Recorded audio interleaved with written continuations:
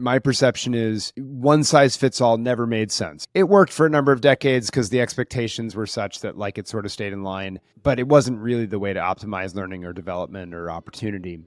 And the system has been breaking for the last several decades.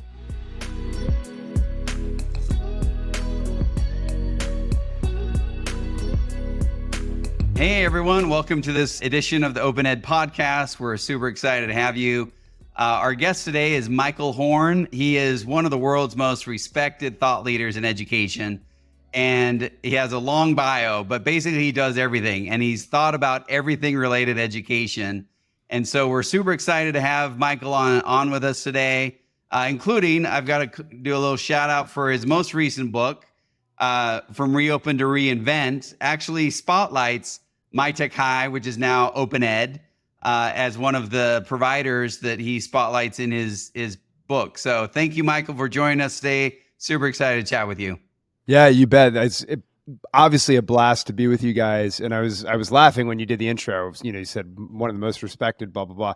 I'm most respected in like your corner of the world, right? But I don't know about, where else, I'm not wandering the halls of Congress anytime soon. So, who knows? Matt, what page was that MyTech High has mentioned? You guys are a few pages. You guys are a few in there. You guys are a few times in there. Yeah. Matt knows exactly which page the first appearance is. So that's how excited we are to be on here and chatting with you. Very cool. No, I'm so glad to have you, Michael. And in fact, let me just share a personal story that I don't even know if you remember, Michael. This was back in 2015. So I had, been running MyTech High, now OpenEd, for several years and reading everything that you were writing. And I said, I've got to chat with that guy somehow. And so I responded to one of your blog posts, challenging something you said in it. And you actually responded. And I was so impressed with that. And then we ended up having a dialogue. And I've just been honored to be connected with you ever since. Because, what I shared was, our model has been following the disruptive innovation cycle to a T. We found non-consumers of the public ed system, i.e. homeschoolers. We then innovated around the edges of regulation, not crossing into law. And then we predicted the regulators would attempt to catch up and edit regulations, even if they weren't changing the law. And so like all those things were in your disruptive innovation cycle. And I thought it's fascinating that you nailed it to a T. So no, and I had forgotten about that one, but I remember because I always loved engaging with people who gave like earnest pushback and comments, because that's how you learn, right? Yeah. Like if you're just a jerk that's like, I'm not going to read that, right? But then I remember, I think actually I was testifying in Utah. I could be wrong. It was some conference in Utah. So I'm just walking back. Yeah, I've been in some state legislatures, but and you came up to me at the conference and you were like, we are doing this, like, see what we're doing. And I was like, yeah. And then I've obviously learned a lot more about you all in the years since. And I agree, like you, not just in the K-12 system, but through college and into employment, you all are truly rethinking, I would argue, the value network of what it means to get educated in this day and age, in a very different world from, the 1930s, when there were a lot more middle-class jobs that didn't require advanced learning.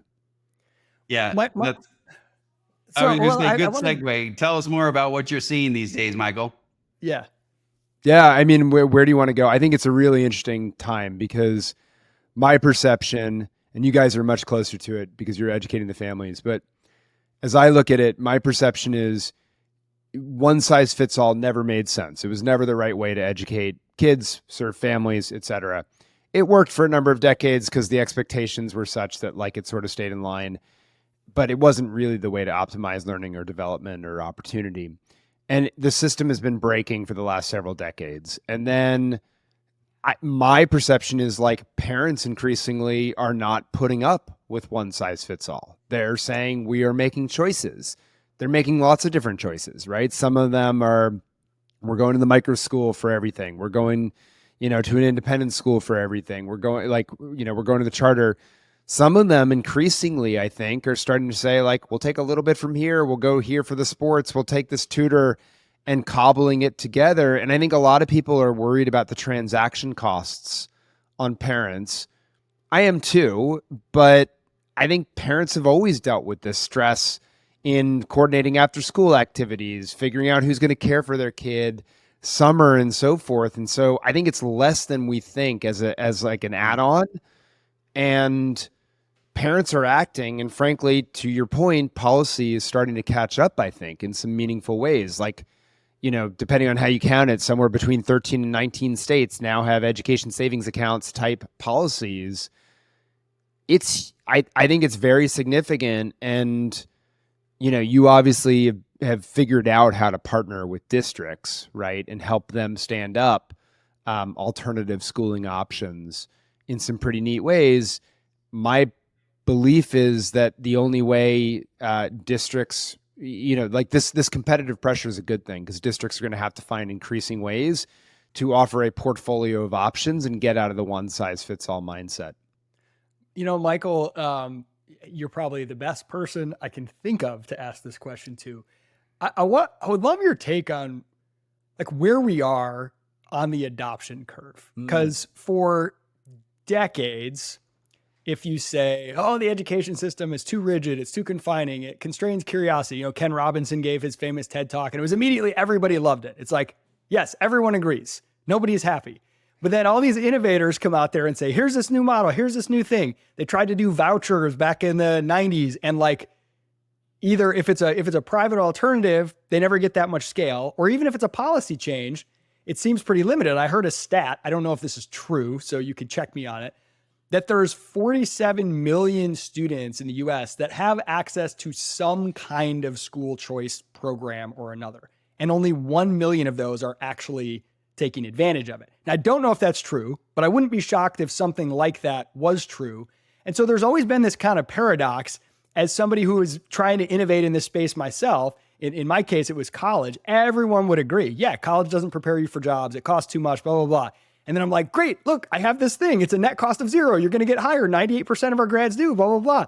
And the market still is really, really small, right? And so it's felt like the adoption curve, and like, so you get all this graveyard of cool innovations and policy changes. And I want to know, like, it feels to me like since COVID, the adoption has actually increased in like a meaningful, like an exponential growth, not linear growth. Like there are more and more parents that actually are ready now for the things everybody's been talking about. But I could be wrong. Like all these ESA policy changes, that could be innovators getting too far ahead of their skis and the market might not be ready for it yet. I don't know. I'd love your take on like, where are we on that adoption curve? Yeah, it's a great question. So a couple thoughts. I guess my guess is that it's more like 10 million students or so are actively taking advantage of choice options. And the number would be higher if you consider the fact that like families like mine can move to any, locale for almost any locale in the country. And therefore we have a choice at that level. So, if you counted it that way, it's like probably 25 million, but let's say 10 million or so, I think, are taking advantage of some form of choice. I don't think they're unbundling, right? And doing the more radical forms of choice or permeability, shall we call it, right? Where I'm I'm moving, and then, right? Like I think that's much, much lower. That's probably about, that's probably homeschooling population's probably, 4 million or something like that. So let's call it 5 million, right? Something like that. So I think that's where we are there. I agree it has upticked significantly since COVID. I think that broke, even though a lot of people rushed back to normal, some larger subset said, wait a second, we can do things differently, and it's kind of awesome. And so it unleashed a force. I think the ESA movement is fundamentally different in very important respects from vouchers, which is to say a voucher is like a ticket for one thing. It's still one size fits all at some level. An ESA is like, here's a bunch of money. How do you want to distribute it across a bunch of options? And if you save, that's okay, because it spills over to next year and increases your options then, right? It's a very different, I think, mindset and so forth. So I think when the Wall Street Journal, like in their news section, calls it a voucher, I'm like, no, no, no, no, no, no. It's different, and the difference, I think, matters in my view. And I think they're extremely like grassroots politically popular. They're not in the RD sort of divide of the world, right? But like on the ground with actual families, I think they're extremely popular. I think the big question in terms of are we getting out ahead of it? And I'm worried about this is like, I don't think the supply side, the demand I think is growing finally. The supply side in terms of a real marketplace of different options that are sustainable, I don't think that's mature at the maturity that it needs to be. And I guess I say that in the sense of like, I think you can find an option. I think a lot of the micro schools and other things that I've seen, they don't feel like they have sustainable business models to me past year 2 or 3, because it's a lot of teachers being like, I'll volunteer for a year. No, no, no, no. I don't want you to volunteer for a year. I want you to make a living doing this and it like work out for like mutual benefit for everyone. And I don't think we've spent enough time. Look, this has to be in bottoms up, not top down. But like, I don't think there's been enough time thinking about real sustainable models that solve there. I guess the last thing I would say, and I think, Matt, this was like the original push you had on me, if I recall, was I think I made the statement that like, it's not clear that disruptive innovation is possible in the US K-12 system because there's not really a lot of non-consumption. Right. Yep. Right. And I think that's still like a reality. There are homeschool families, they're increasing, but like it feels like public schools are free. They're not actually, by the way, but like it feels like they are free, right? And it's very hard to compete with universal compulsory free. In other marketplaces, you have much bigger areas of non-consumption and more dynamism. And so I think that's why it's been so slow and halting, to your point, Isaac, of like why it's taking so long. And you have to throw over, frankly, not just like your own family's decision, which is fraught with emotion and social pressure, but also the expectations of your family members on like, your grandparents and like cousins. What are you doing? Right? Neighbors. But also then employers, colleges, like our schools sit in this very complicated ecosystem, a value network, I would call it, right? Of lots of different players. And historically, when you see major transformation, I like to say systems disrupt systems. Like system change is a folly. It's actually a whole new system replaces the existing system. That's a lot of work when you just think about how interdependent and interlocked and habitual, small c conservative so many elements of these are. Like you take your higher ed example, right, Isaac? I think on a micro scale, you can do this, but to get all the companies and all the individuals to buy into a very different signal of talent, ability, potential, it's just, it's glacial. I mean, and last thought, this is an optimistic one, even though it might not sound like it. Clay Christensen, when he wrote about the disruption of steel mills, it took 40 years. That was steel. Education might take a little bit longer, and that's, we need to keep pushing at it, I think. I so agree. I wanted to add a couple thoughts I jotted down here. The Wall Street Journal comment around ESAs are just vouchers. What's interesting that we're seeing is that the data from these ESA providers, like still 90% of ESAs are going to a single provider private school, except the forecast in Utah is 50%. Huh. And the reason people in the market are saying their projection of Utah's being 50% is because MyTech High OpenEd has been around for 15 years to show that there's a way to a la carte your child's education. And I find that super fascinating that as other states, and even you've said it in articles, the ESA adoption over time goes from a single payer voucher to an a la carte model. We see that happen over years of an ESA, and Utah's ESA just started August 7th. So like literally it's the first in the market right now. and they're projecting people are going to use it more a la carte than any other state. That's tremendous, Matt. I didn't realize that. I mean, and I think what you're seeing, the evidence I think is supporting the idea more broadly. I agree with the 90% number, but you look at Florida, I think it's now down to 70% or something like that. Yeah. So more people are realizing I can break this up, fracture it and fractionalize it in different ways. And it's something you see in all markets, right? Which is that people are initially not aware of how they want to customize things. You know, Henry Ford Model T, any color as long as it's black, that's great. It's an automobile. But then I all of a sudden start to become aware of like, oh, I want a different color. Oh, I want a different seating arrangement. Oh, I want a, sedan into a station wagon into a truck, right? Like all of a sudden choice becomes more viable as consumers get more experience with it. And you think about the behavior in this country, we've had, effectively, let's call it 120 years of people being like, oh, I go to school. Right. And school includes football team, food, academics, on a, right? Like it's the bundle. And so I think it's going to take some time, I think, to change that. I mean, we had this experience during the pandemic. Sorry, this is not a story I've shared anywhere publicly, but like when we exclusive right here on here the you go, OpenEd here you go. podcast. When we took our kids out of the independent school they were in, Montessori school, they're back in it now. It's great.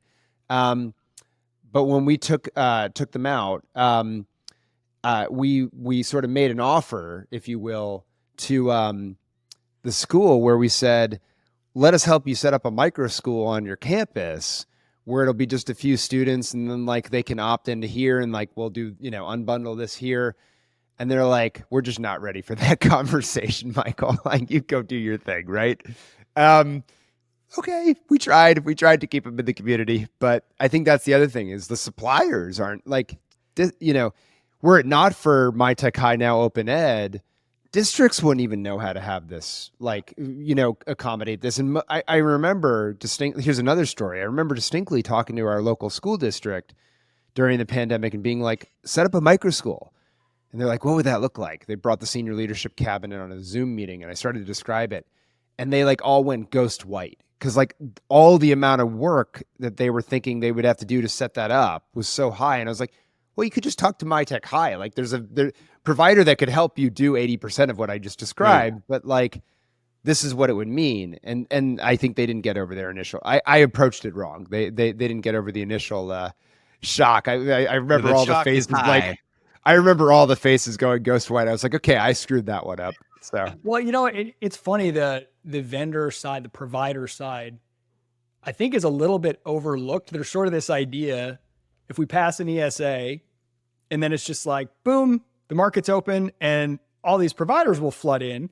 But this is a two-sided marketplace, and any two-sided marketplace faces the cold start problem. And in this case, it's not too hard to get the parents and students because you're basically just offering to give them money. That's a really easy thing to sell, right? Like free money is an easy product to sell. But on the other side, I think there's been a lot of hesitancy. I mean, if you go look at most of the existing ESA like marketplaces, that's probably a overly generous term. It's usually just like literally a list of text with like hyperlinks to different providers. And there's very little marketplace functionality, but it's also just too broad. I mean, can you imagine if Amazon from day one was like, we're the everything store. Literally everything you want can be bought and sold on our platform. Go ahead, vendors, start listing stuff. Like it's too big. They started with used books only, right? Or Airbnb, if they were like, you can rent anything from anybody. No, it was just rooms in a house, right? It wasn't like lawnmowers and kitchen utensils. And so I think that combined with the fact that it's like everything, all education, everything you can list as a provider, but there's also the uncertainty of policy. There's kind of a lot of let's test out an ESA for 5,000 people under certain conditions. And there's a bunch of enemies of it. And it's going to get sued. The restrictions are going to change. And as an entrepreneur, that's scary because you could invest a lot of time. So there's not a lot of marketing of these resources. There's not a lot invested from the vendor side and going and saying, oh, great, an ESA opened up. I'm going to invest millions of dollars in building an amazing education offering that can tap into these dollars. It's kind of like, well, I guess I'll like list some stuff there and dip my toe in and see if anything happens. But I just don't know. There's too much uncertainty. And I think that's going to take time. You're going to have to see one or two states that really prove it's not going anywhere. The guidelines are relatively stable. It's navigable to really get some serious investment. I think it's such a great point because we know markets like certainty, investment like certainty. I think it's such such an important point. The other thing we know, OutSchool, who you all know, they've done some research out of their foundation arm where they went into different markets and helped, started giving away money like this. And to your point, Isaac, easy to give the money away, actually hard to get the families to spend it because there also had to be social trust and recommendations and sort of guidance, right? And I don't mean that in a top-down way because I think that's often what people hear when you hear guidance, but like a very bottom-up social trust way of saying, oh, like that's a trustworthy provider and you used it. Okay, cool. Like I'll do that. Right. And so that takes some time. And I think you're right. It's better if it's narrow initially, actually, because it can be understood. It can be digested. It solves, as Clay would have said, one job to be done, not like millions of jobs to be done. If you give me something that solves millions of jobs to be done, I'll tell you something that's not solving any of them.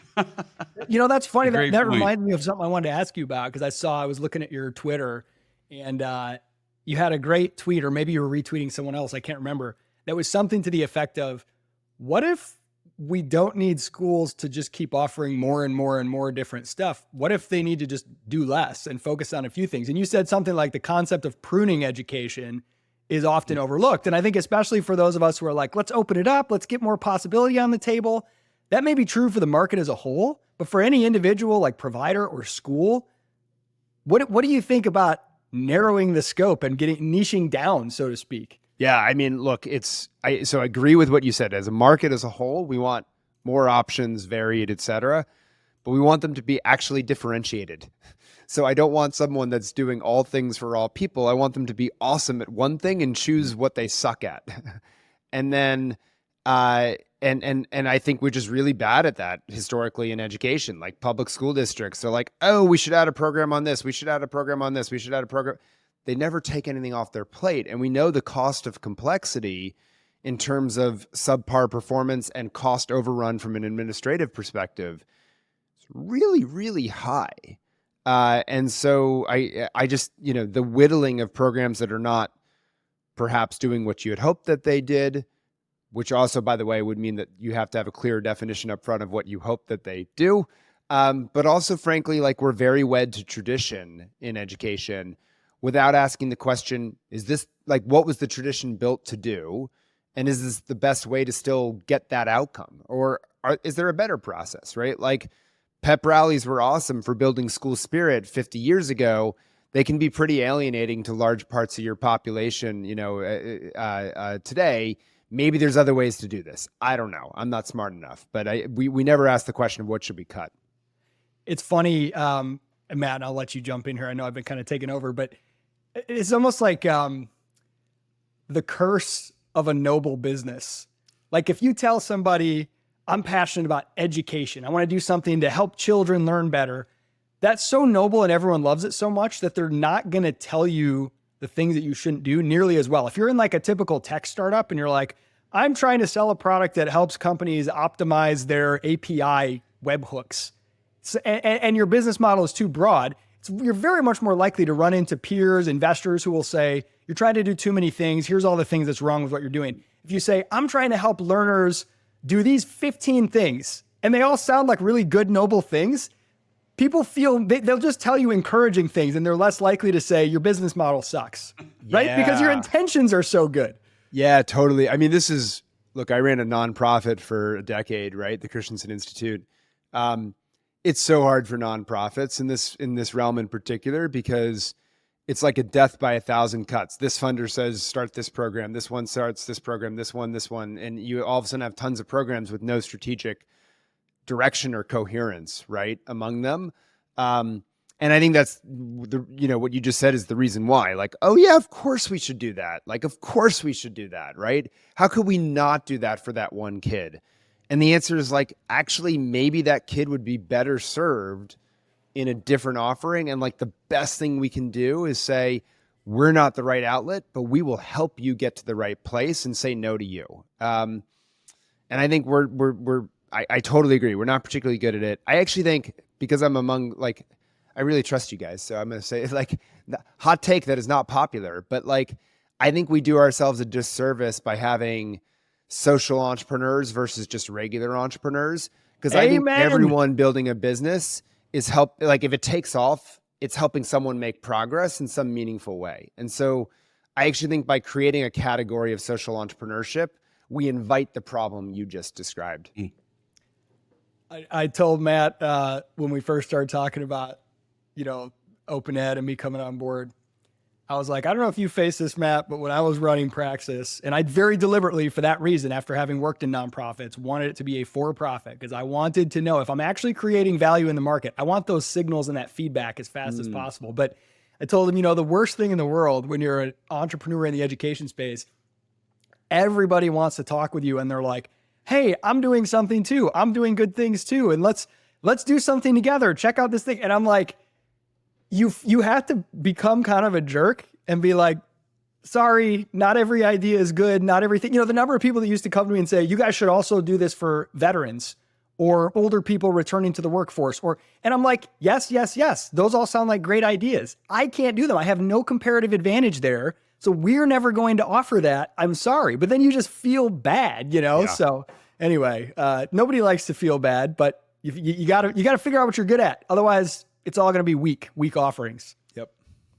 No, that's super interesting. I'll just add to that line, Isaac, that you've opened my world to is, hey, Matt, we should have some private pay options because that's the best way to get some immediate response of quality, of accountability, of, holding the teachers and curriculum to higher standard. When you have things that are just free and don't have that threshold of a buy-in, you miss out on a feedback loop that sometimes is really valuable. Yeah, and it feels weird in education, right? But it feels weird as an individual who, like, my livelihood is based on selling me, right? But I think the clearest signal someone really values you is that they're willing to spend money, right, against it. And it's not like I was telling another nonprofit this about a year ago. I was telling the CEO, and I was like, you don't have to be afraid of that. Like, that's actually a very clear signal. You're doing something amazing for them. If they weren't willing to do it, do they really have skin in the game that they're going to follow through with the things you're trying to help them through? I have my doubts. Yeah, and this also goes to the ESA things we were talking about, the generous description, calling it a marketplace, but we are missing out on the ratings and reviews that Amazon has mastered. Like almost nobody buys stuff on Amazon without looking at the ratings and reviews. And in the ESA marketplaces, we haven't seen that yet. And really think that's a missing piece. What are your thoughts about that, Michael? I totally agree. I think, like, I've made the argument to my friend Joe Connor, who runs Odyssey, right? That's one of these, essentially it's a transaction platform at the moment for these ESAs. But I've made the argument that ultimately I think he's going to become the guidance function because he's going to have a way to represent, I hate the word quality, but like value, let's say, right? And ratings and in varied ways, because people are not going to be thinking about what value is in a monolithic way. And so in some ways he's going to have to innovate beyond what an Amazon or Yelp have done, I think, to try to give texture to, like, what is this helping accomplish, and did it do so or not? But I totally agree. I think we're going to need more of that. And I would think it should be a very bottoms up solution again, to help reduce friction and increase transaction volume, and good matches, right, on these platforms. And that is the challenge, because sometimes we'll get feedback from parents that say, hey, my child loves Alex Math, or my child doesn't love Alex Math. And parents ask, well, what's the difference? Like, describe your child now. So now it needs context in this ratings and review system of what type of child was using this. And Yeah. then, well, based on that, it was a 4 out of 5 for this type of child, but a 1 out of 5 for this other type of child. Right? And that's complex. Totally complex. I mean, my wife used to say she works in the food and hospitality industry, and she hates Yelp because she was like, well, someone reviews the Thai restaurant poorly or well, like, do they have my sense of what Thai food is? Do they have my taste buds? Do Right. they have my expectations? Great I have point. no idea. Right. So it's a very classic average ratings, which we know are not super actually helpful. What I think helps with Amazon, right, is you get the qualitative ones below as well. But I think there's some room, to your point, to innovate here and create a more textured way to think about what was I trying to accomplish? What's the context around my kid and family situation? And was this a good offering to make progress? This is so funny to be having this conversation in the context of education, because most of my career has been more or less in the education world. But for the last 2.5 years before OpenEd, I was working in B2B SaaS startup world. That's tech, software companies selling software to other software companies for the most part. And we had a podcast, and one of the main theses that, I was kind of working around was the infocalypse. There's too much information out there, and trust in sort of typical sales and marketing tactics is breaking down. What does that mean? And we interviewed the guy who founded Trust Radius, which is a software review site. And he had some really interesting insights and data. There's other software review sites, G2 and others, that basically do what Amazon does. And we call it 4.7 star syndrome. Everybody has 4.7 stars these days because everyone figured out how to game the system. If you have 5, it looks fake. If you have less than 4.7, you don't look very good. So everybody figures out how to get there. So the ratings don't mean much. And in Trust Radius, he said, they do all these additional layers of things. And he said, what's fascinating when we survey all of these buyers, the aggregate score that a tool gets it's like 50 times less important to them than who the rating comes from. So someone who is like them, if you are a CFO and you're trying to buy financial software, you don't want to just hear how the software is rated in aggregate. You want to see what a CFO of a similarly sized company thinks of that software. You want to say, someone like me, what do they think? And we call it the who economy. You're moving from the how economy to the who economy, right? Like, I don't ask, how do I solve this? I ask, who like me has solved this already that I can go to for help? And so kind of combining, and that's where it's so hard to sell into, for any vendor, the homeschool market, because it is the definition of the who economy. It is word of mouth networks. They barely have functioning Facebook groups or websites or anything in most of these communities. Trust me, I've moved to 5 different states and plugged in as a new homeschooler in every one of them. And it takes a couple years before you discover all the opportunities, because it's all just like word of mouth networks. So trying to combine the trust that's built there in that one-to-one, who do you know sense, and scale it onto some kind of digital distribution is, I think, a really unique challenge that we'll start to see solved. Yeah, I totally agree with everything you said. I'm not sure I have much to add, except that I think understanding the situation and the circumstance is so critical, and then, combating against that. But I guess that's the last piece of it, which is like creating social trust in the interim, right, in the community, because that's what you just said, right? It took you 2 years. So interesting to hear those reflections, because I've said that without the depth of experience you've had, but to companies trying to sell into the homeschool space. But I think word of mouth and trust is very deep, right? People can hear, oh, that's how they thought about it. This does or doesn't reflect, my situation, what I'm trying to accomplish. I will or won't take that recommendation. Can I change gears for the last 10 or so minutes here? I want to get some advice for parents from you, because you are a parent yourself. You have kids, so I know you think about this. You've written some really interesting stuff about what you call the hidden curriculum, which I think is just so cool. It's like, what are the things that you are learning, maybe without even consciously knowing it? Like the environment that you're in, the environment that school puts you in. You learn what's explicitly taught, but you also learn other things, right? Like some of them are not necessarily useful things in the market, like that there's one right answer, or you have to wait until somebody tells you what to do to, innovation, whatever. But you mentioned things specifically, skills like project management, networking, understanding professional norms, I could go on rants for that for a long time when it comes to hiring young people. And some of these other like ways of building social capital that aren't ever explicitly taught, but that are probably more important than how well how well you do in algebra. This kind of hidden curriculum.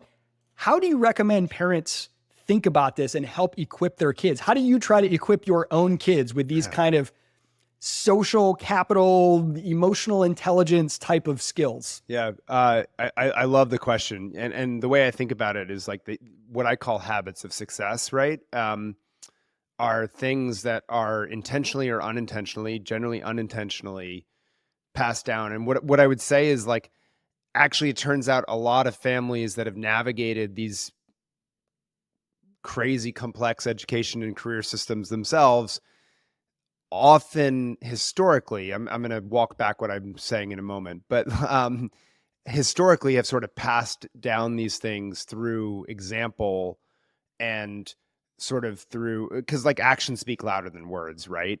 So sort of showing how you do it. Where I think in the last 10, 15 years, we've seen things change is that a lot of families have sort of, out of a fear of their kids ever experiencing failure, have sort of, jumped in. This is the helicopter parent, et cetera, jumped in to make sure the kid doesn't learn the lesson of like, no, executive function skills mean like that there is value to you planning yourself and like executing a plan and then learning from that, right? Like, but it's because it was never explicitly taught to anyone really, right? We talk about teamwork all the time. That's a big buzz phrase in education. Building teamwork, like we need to build team skills. We don't actually talk about how you run a meeting in a good place, how you do project management, how you coordinate team members. And so we get lots of free rider, people hate projects in schools because they remember like everyone, the one kid did all the work and the others like just free rode off of it. Cause like we never scaffolded how you do a project with other team members. We never like did that. We said, just like go home and do it. Right.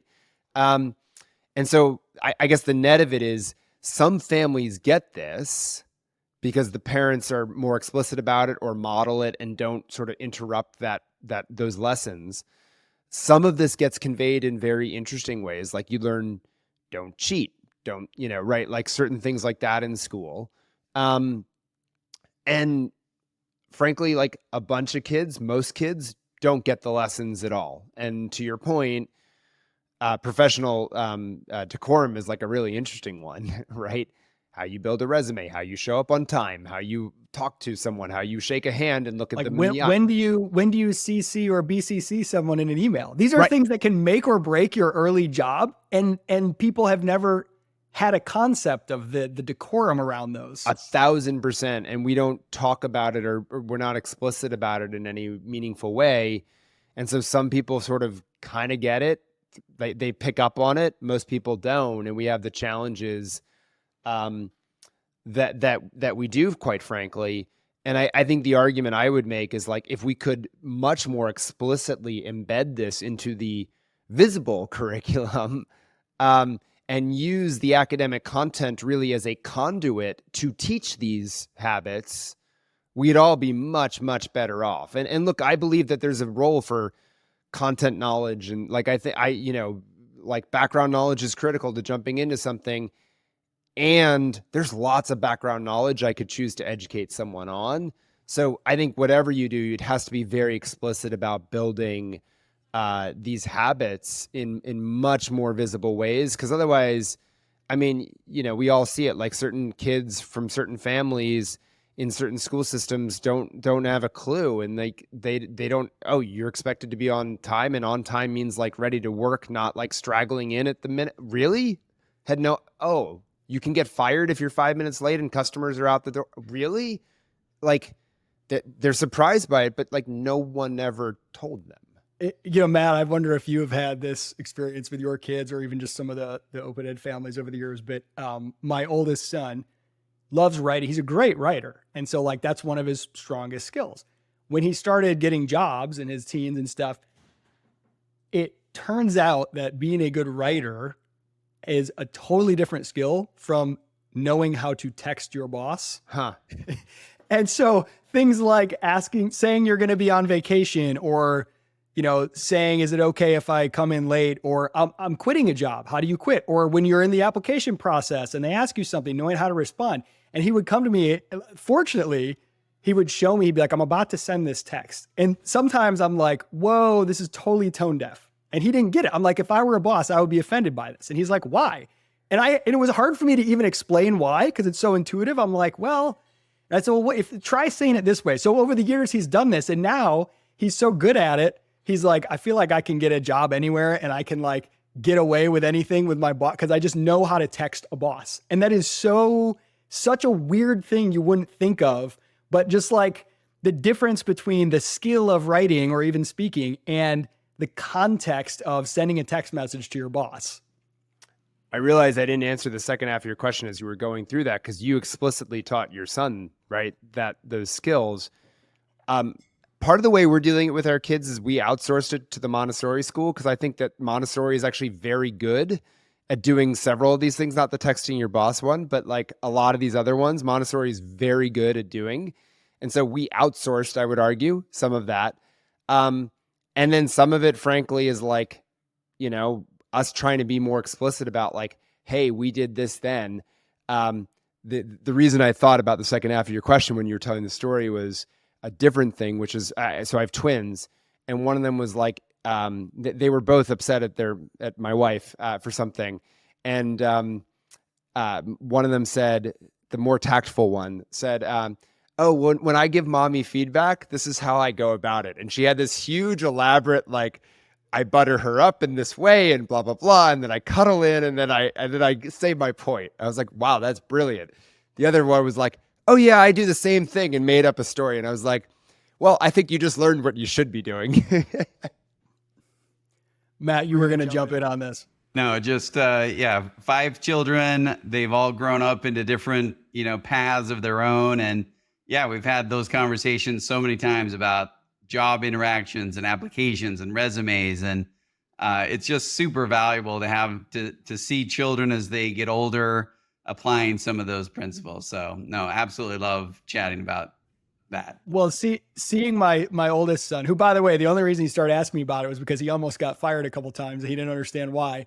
But it makes me, with my younger kids, think maybe there are ways to make some of this invisible curriculum stuff more visible, and say, instead of like, hey, read a chapter of a book and write a page about it, like, hey, imagine that you work at a bakery and you just burned something and sold it to a customer anyway. How are you going to tell your boss? Write them an email, right? Like, even stuff like that, I think could be potentially, I don't know, I'll go try it out. It'll probably backfire, but you just like, so one of the things is, right, persuasive essay, right? You got to persuade your boss that, blah, blah, blah, blah, blah. You've just made it more relevant. You made the skill much more, less opaque, right? Like, it's clear what we're actually trying to convey here and why we're trying to convey it. Okay, you did it there. Now let's do it on a, some other, domain, right? Let's transfer, because we want you to build the skills so you can take it to different places. That's valuable. Ideally, you're doing that, starting with some real world projects, and you're then moving into like a argument about the, political landscape, and then something about history. Like, you can move around your Galileo trying to convince people why they shouldn't burn you at the stake, right? Like, I don't care, but you're trying to build this skill set, and we're trying to make it clearer about, hey, that's not going to land well. Put yourself in the other person's position. Why did this argument fall flat? Well, when you lead off with, listen to me, or whatever else, turns out that doesn't work. Well, that's where I just need to give a plug for my passion around young entrepreneurship. I really think that having children dabble and experience with starting businesses at a very young age, even if it's our children went around and sold pumpkins out of a wagon that we had from our garden. Those skills, just starting to think like an entrepreneur, have always been the bedrock of My Tech High and now OpenEd. Is youth who apply entrepreneurship principles will learn so many other skills that they don't, of those hidden curriculum, because entrepreneurship just draws those out naturally and you realize what you don't know. You now need someone to write a marketing flyer for you, or you need someone to code your back end, or you need someone to go manage your finances. It creates this interdisciplinary group that is natural versus forced. So that's why I really love geeking out on entrepreneurship for kids. Love it. What a mic drop moment to end on. This is so much fun, Michael. So glad you're able to come on and join us. Yeah, I know. A total blast. Love what you guys keep doing for kids in schools, and frankly, learning ecosystems around, and at all levels. Because like that, when Matt came to me, it was like, we're reinventing college, and I was like, whoa, this is cool. And so I love what y'all are about, what you're doing, and where it's going to go. Keep up the good work. We'll see everybody next time on the OpenEd podcast.